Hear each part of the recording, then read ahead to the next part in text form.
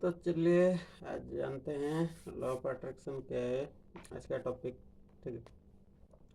तो हम लोग को रेगुलर बेसिक्स पे या लाइफ टाइम के अंदर कुछ ना कुछ चीज़ें चाहिए रहता है। ठीक है। चाहे छोटा हो चाहे बड़ा हो, कुछ भी। या हम लोग को कोई चीज़ अगर दिल से चाह रहे हैं तो वो सब चीज़ चाहते हैं हम लोग। तो मेरा नाम सुमिरन साहू है और मैं एक टैरो का रीडर और एंजेलिक हीलर हूँ। और वेलकम टू माय चैनल। तो आज बात करते हैं बिना टाइम वेस्ट किए अभी लॉ ऑफ अट्रैक्शन के बारे में। तो लॉ ऑफ अट्रैक्शन क्या है और लॉ ऑफ अट्रैक्शन आपके लाइफ के अंदर कब आता है। तो आप एक सोचिए कि आप कहीं पर जा रहे हैं, कुछ सोचिए आप बस में जा रहे हैं या ट्रेन में जा रहे हैं।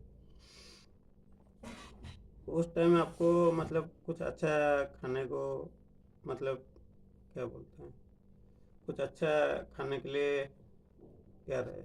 ठीक है। मतलब ऐसे ही आपको लगे कुछ अच्छा करना है।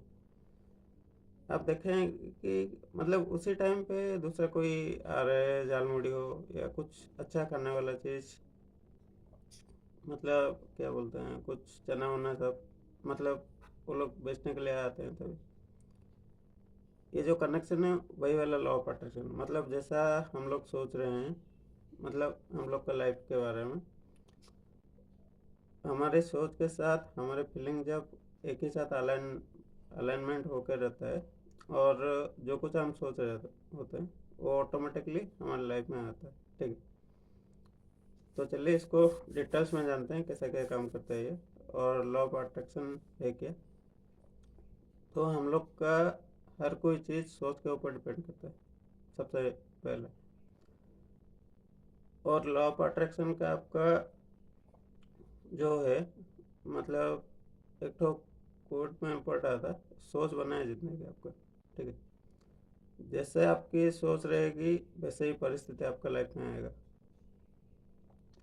और उसी परिस्थिति के हिसाब से आप अगर खुशी का चाह रहे हो तो खुशी मिलेगा, दुख का चाह रहे हो तो दुख मिलेगा।